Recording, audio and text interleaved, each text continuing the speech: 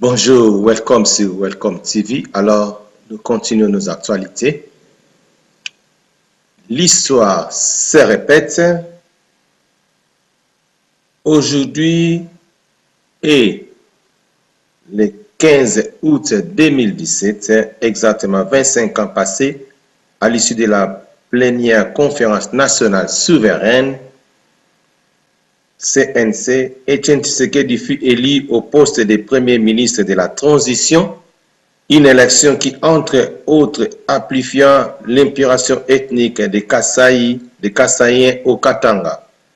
Dans la nuit mémorable du 14 au 15 août 1992, après d'innombrables transactions, la CNC élit Etienne Tshisekedi comme Premier ministre avec 70,8% des voix devant ses adversaires Thomas Kanza et Clément Kanko. Pour la première fois depuis le début du règne dictatorial de Mobutu, un Premier ministre accédé à ce poste par voie d'élection et non par la volonté du président. La journée du 15 août 1992 était marquée par des manifestations de joie sur toute l'étendue du Grand Congo. Toutefois, ce climat de célébration céda tout de suite à celui d'incertitude, car bien qu'ayant envoyé un message de félicitations au nouveau Premier ministre et promis une sincère collaboration, le président Mobutu tardait à signer l'ordonnance de nomination.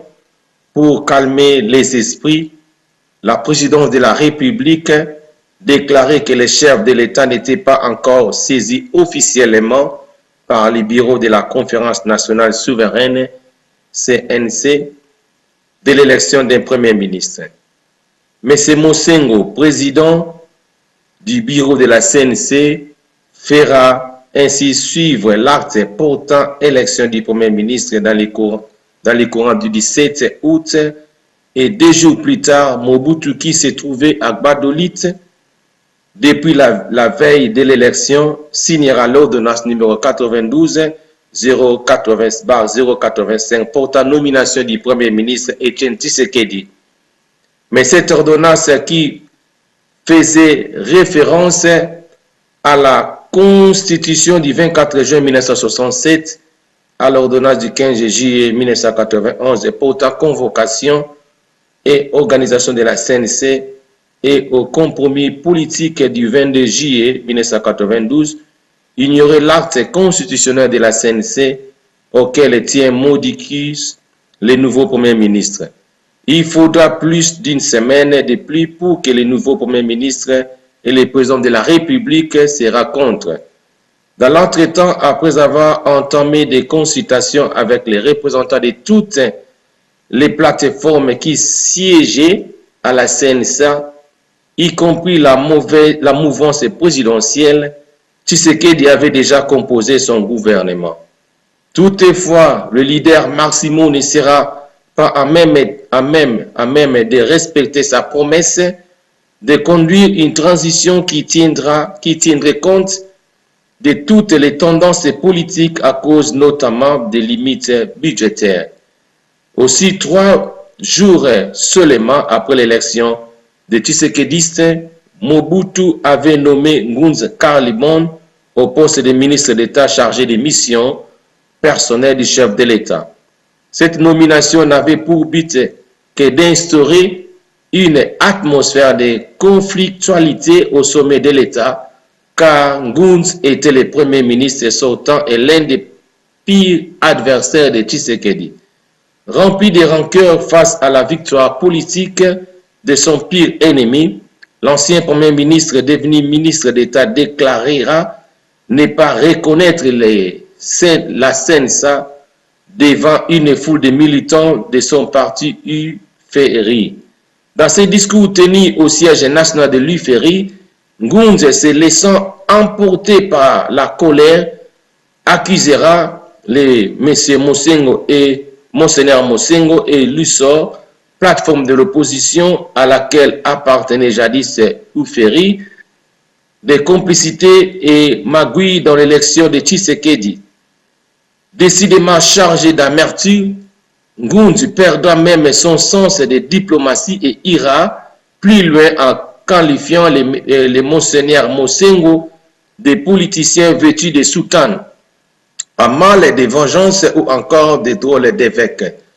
Ayant perdu son flair politique, Ngunza débordera en déclarant ouvertement la guerre à Tshisekedi et son gouvernement. Notre rôle est désormais de saper les efforts de Tshisekedi, déclare-t-il. Ngunza lancera un défi à Tshisekedi en se déclarant être capable de bloquer tout l'appareil de l'État, et cela en ordonnant aux 40 000 travailleurs de la GECAMINE de gréver.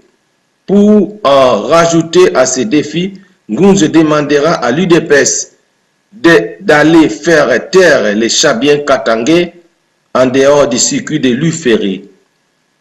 Ne se limitant pas à des simples menaces, Ngunza s'emploiera à attiser les conflits ethniques, mettant aux prises les Katangais authentiques et les envahisseurs Baluba. En août et septembre de cette année-là, les Kassaïens seront pourchassés par les jeunes de son parti, UFRI, et les miliciens ninja contrôlés par le gouverneur du Katanga, Gabriel Kungu Wakumwanza. À Likasi et dans de nombreux endroits de la province, plus de 300 Kassaïens seront tués, certains à coups de machettes, de flèches et de couteaux, principalement dans l'école officielle de Kikula à Katuzembe.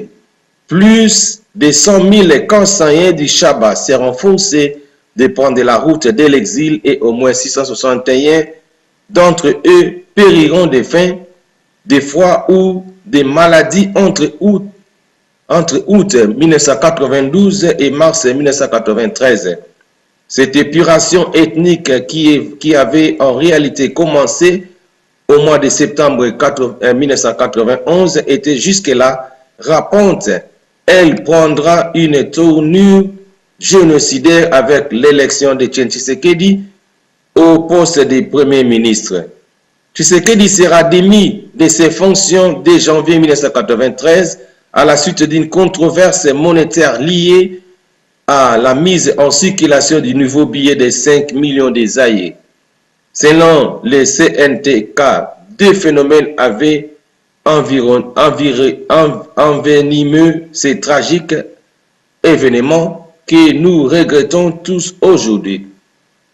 Premier phénomène, nous sommes à Fungurume, les berceaux des hostilités, pendant que la tension entre la communauté kassaïenne et la communauté katangaise était très tendue, politiquement comme des leçons cherchant une flamme. Un enfant de la communauté kassaïenne était appréhendé par la communauté katangaise en train de polluer l'eau potable pour faire du mal aux Katangais du village, et l'enfant avoua qu'il était envoyé par son grand-père.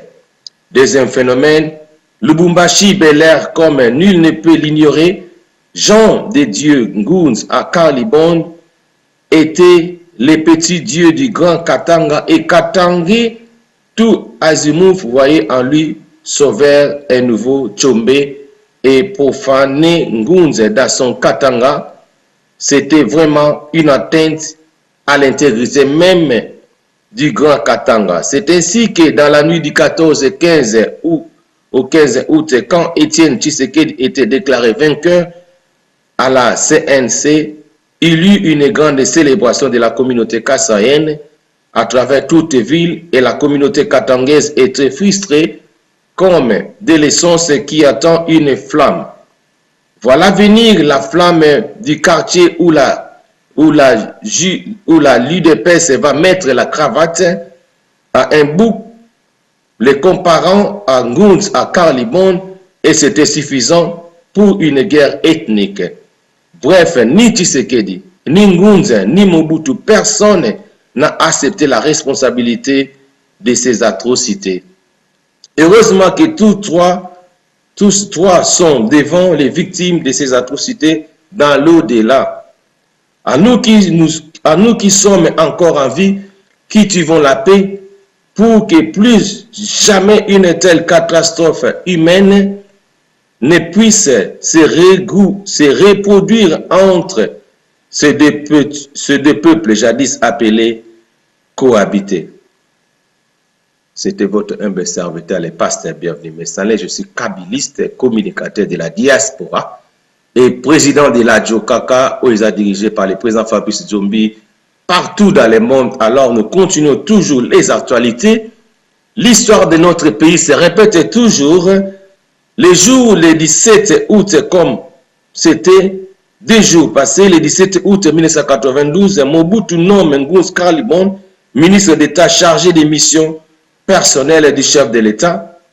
Tout était parti de la longue nuit électorale du 14 au 15 août lorsque Étienne Tshisekedi avait été élu Premier ministre par la conférence nationale souveraine. Mobutu lui avait alors envoyé un message de félicitations et lui promettait une sincère collaboration. Mais jusqu'au 17 août, Mobutu n'avait toujours pas signé l'ordonnance de nomination de Tshisekedi. L'opinion était alors devenue perplexe et commençait à se poser plusieurs questions. Et ce 17 août, Mobutu créa la surprise en nommant plutôt Ngounz Carlibon, ministre d'État chargé des missions personnelles du chef de l'État. Et c'est seulement le 19 août, soit 48 heures après, qu'il signa depuis Badolite, comme aujourd'hui nous sommes le 19 août, l'ordonnance numéro 92/085 portant nomination du Premier ministre Étienne Tshisekedi.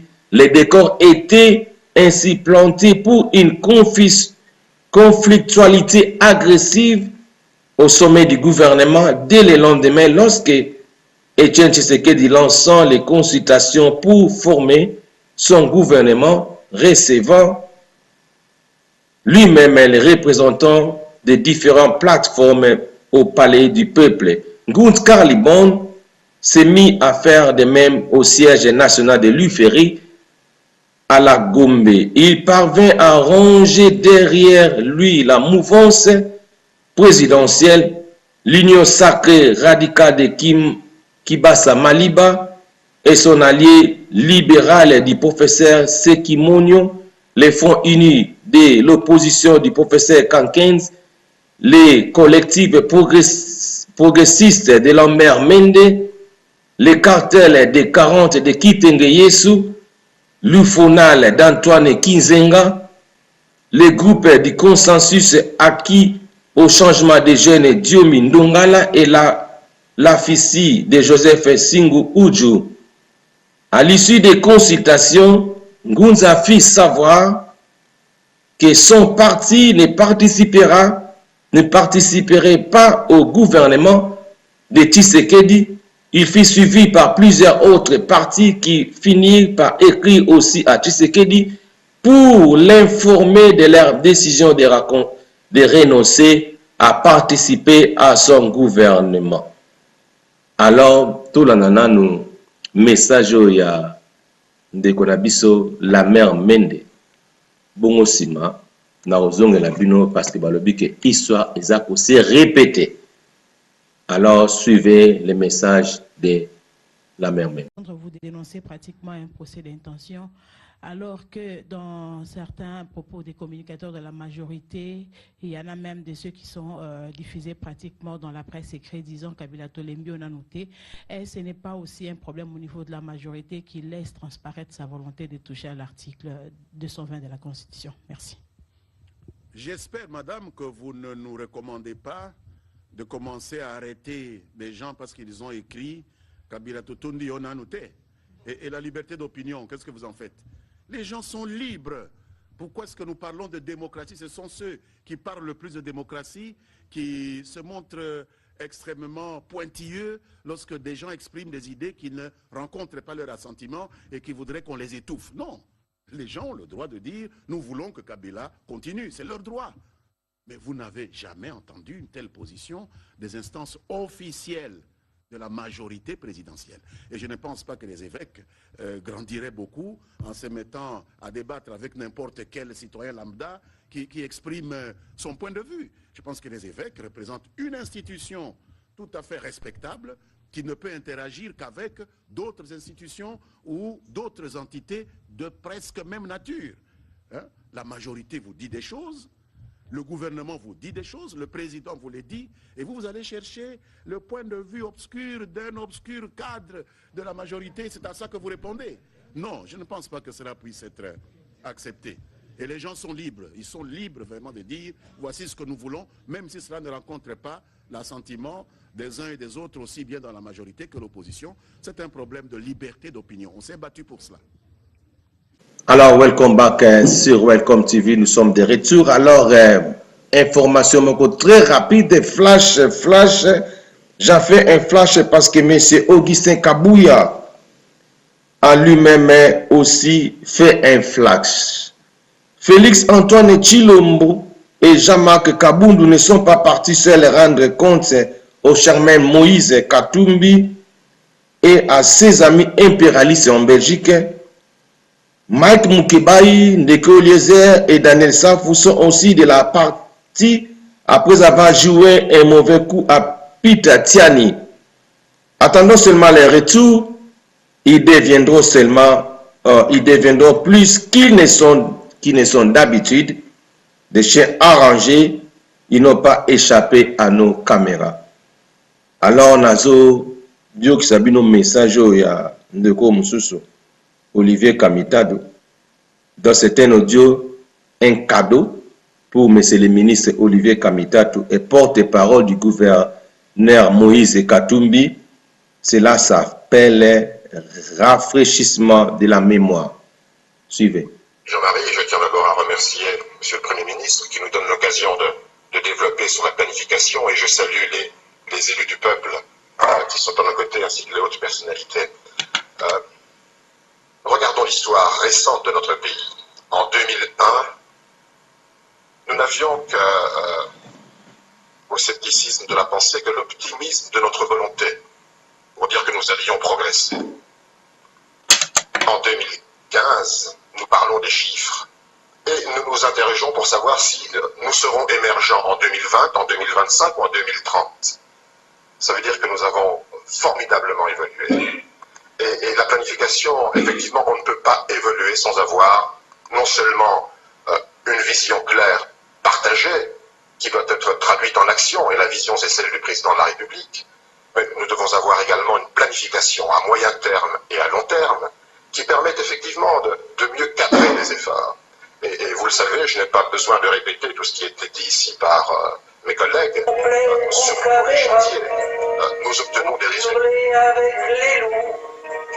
Vous perdez toute noblesse et personne n'a plus envie de vous, car nous le savons bien, vous êtes une petite marionnette aux mains des grandes fortunes qui dévalisent notre planète.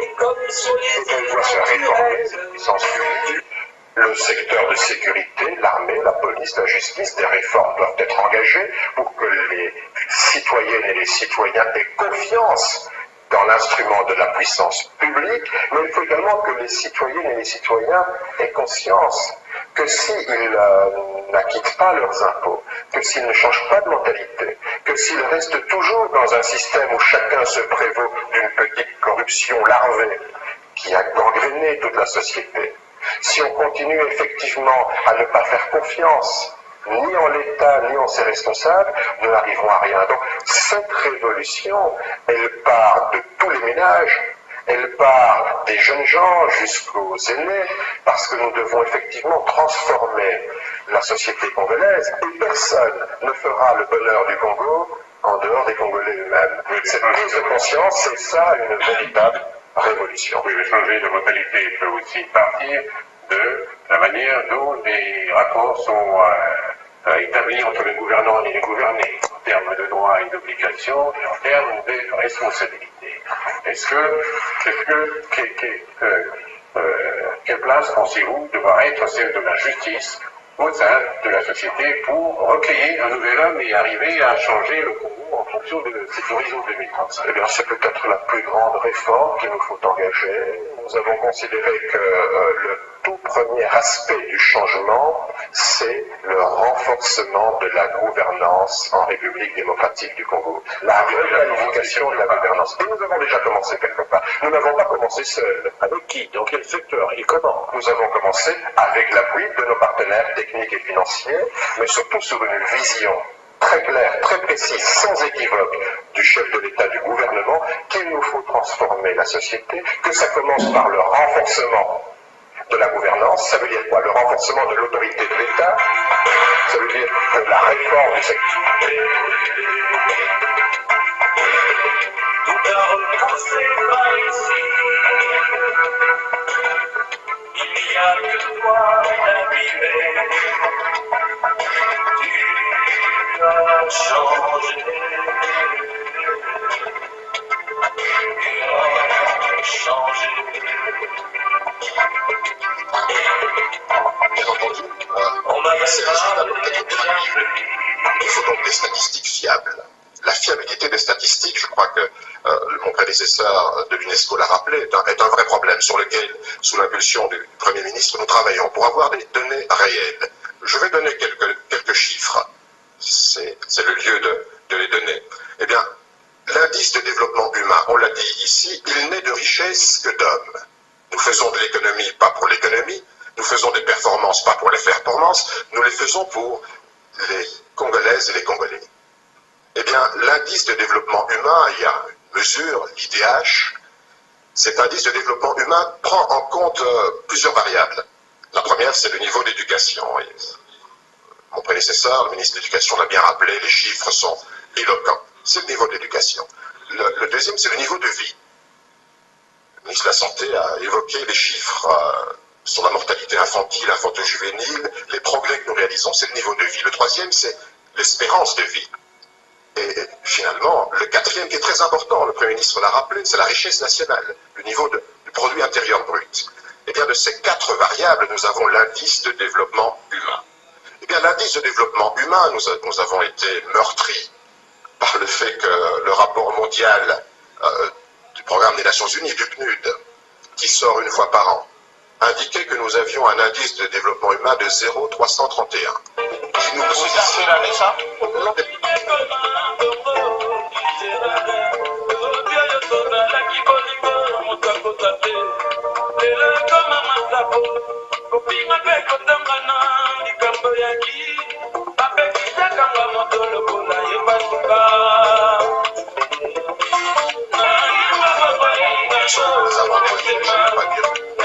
niveau nous sommes, mais nous progressons. Et ce qui est plus important que la situation, c'est la dynamique et la trajectoire qui est prise. Cette dynamique et cette trajectoire, eh bien, nous progressons, nous avons du vent dans les voiles et nous approchons des rives de l'émergence parce que nous avançons. Aujourd'hui, en termes de progression, du pourcentage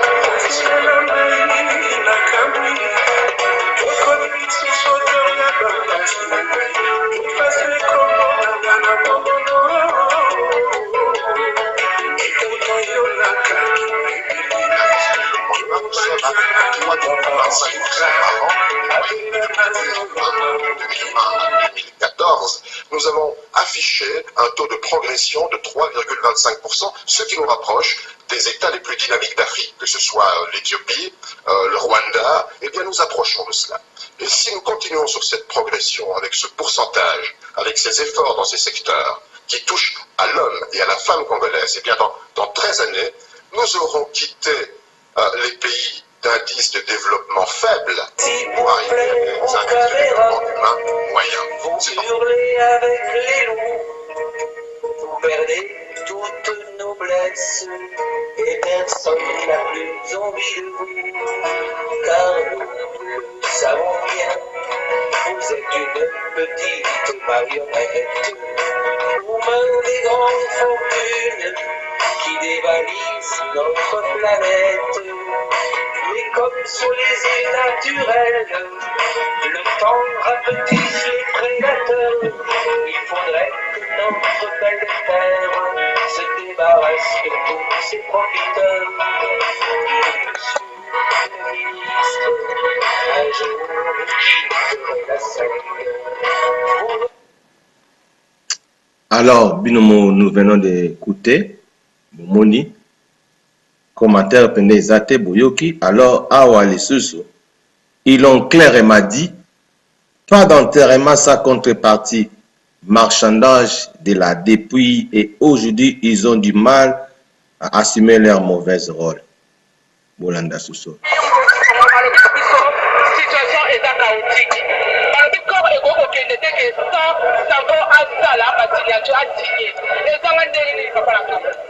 Oui, on est dans des décisions à Bakongolais.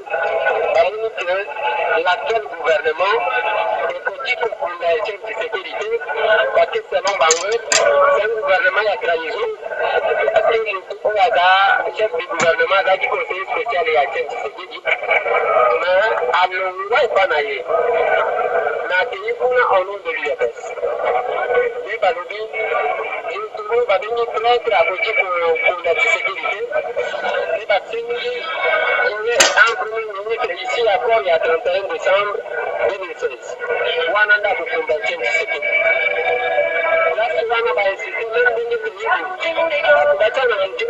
Tu l'as bien fait, je pourrais y rester si je parle faux. Faut pas laisser du mot, j'ai pas filmé, on dit d'aller dans l'eau, fallait pas commencer. J'ai pas le cœur dans tout droit de mon chemin.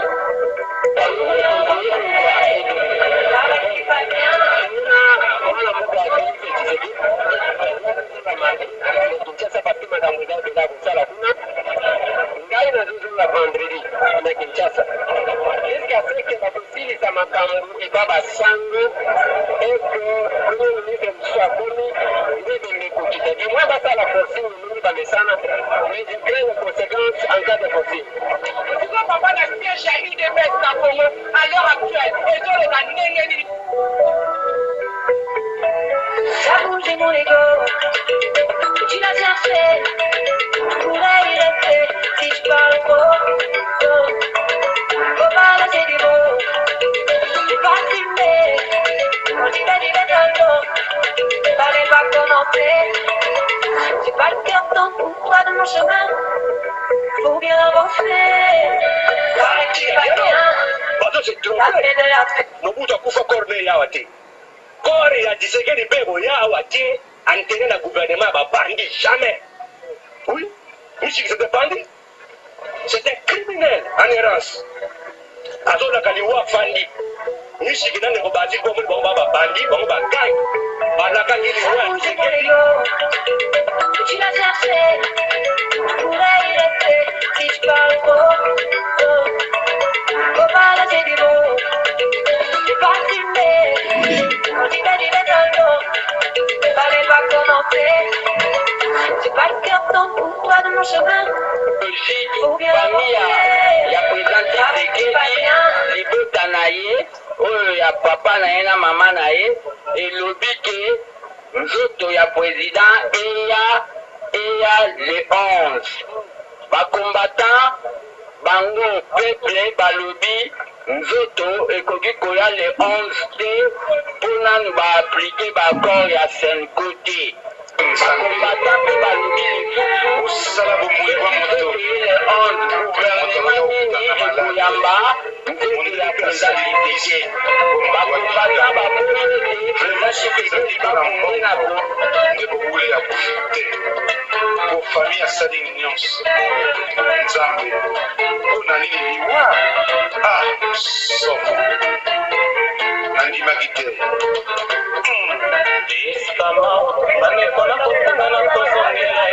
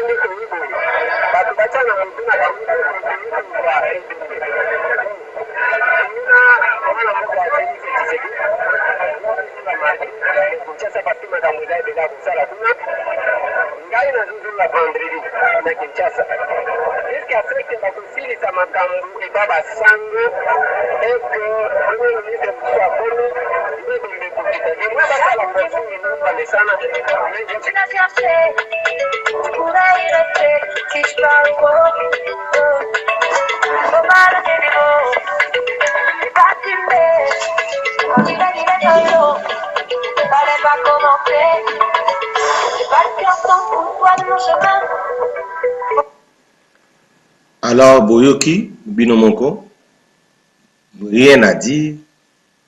Biso, moi, tout le gars, Babi, qui est jusqu'à ce que Bacha, Premier ministre, Yassika, donc Félix Tshisekedi. Alors, Songe Ambeli, Babete Kango, Liko Fite. Alors, on a ceux qui ont appris à l'élo. Non, Songe la Bino Super Moko. Alors, God bless you. C'est votre humble serviteur, le pasteur bienvenu, Mestalek, kabiliste et communicateur de la diaspora. See you next time.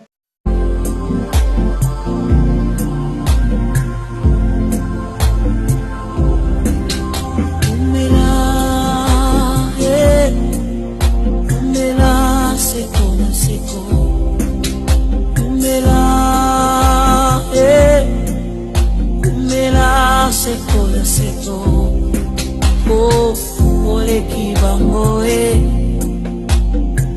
ole kibango ole kibango ole kibango